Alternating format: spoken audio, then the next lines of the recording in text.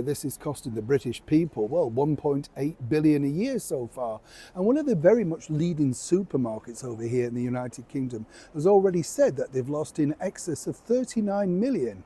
But what are we talking about? And why is it such a crisis? Let me explain.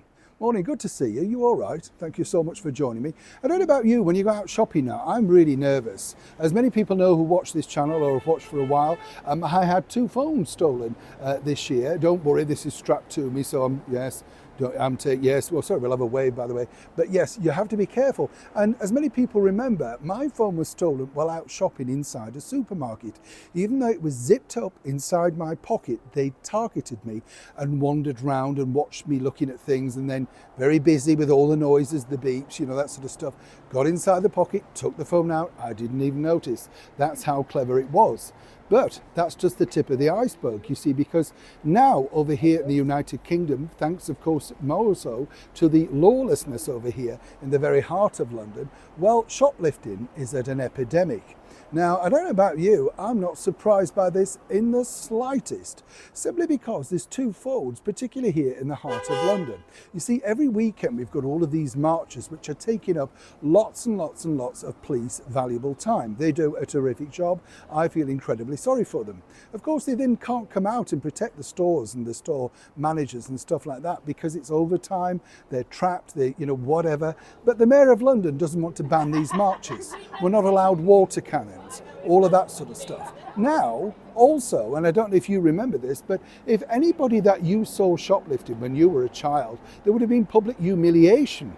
People would have been absolutely stunned, totally ashamed. Not anymore.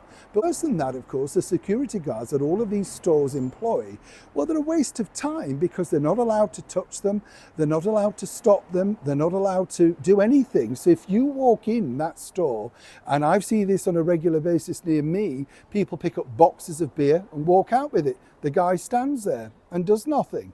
So what's the deterrent? Now, some people might say, oh, it's difficult in this climate.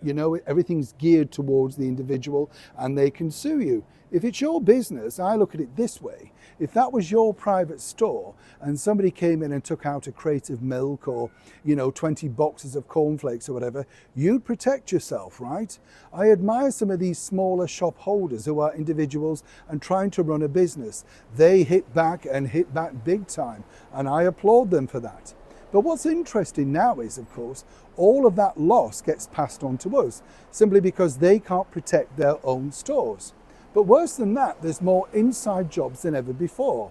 And I've often thought this by going round the stores. You see, it's fascinating to see the look between the assistant on the door and the person who comes in to shoplift. They know exactly the right time, the fact that people are in the back or busy, moving, pricing. And the biggest problem is this, and let me know if you agree on this, the fact that they've removed all the staff, so whether you're paying cash or not, there's no cashiers, so you can literally walk out. There's nobody there. So once you remove the deterrent, which is security, once you remove the staff, well, what have you got? Nothing. And that's the reason why shoplifting is at an all-time high.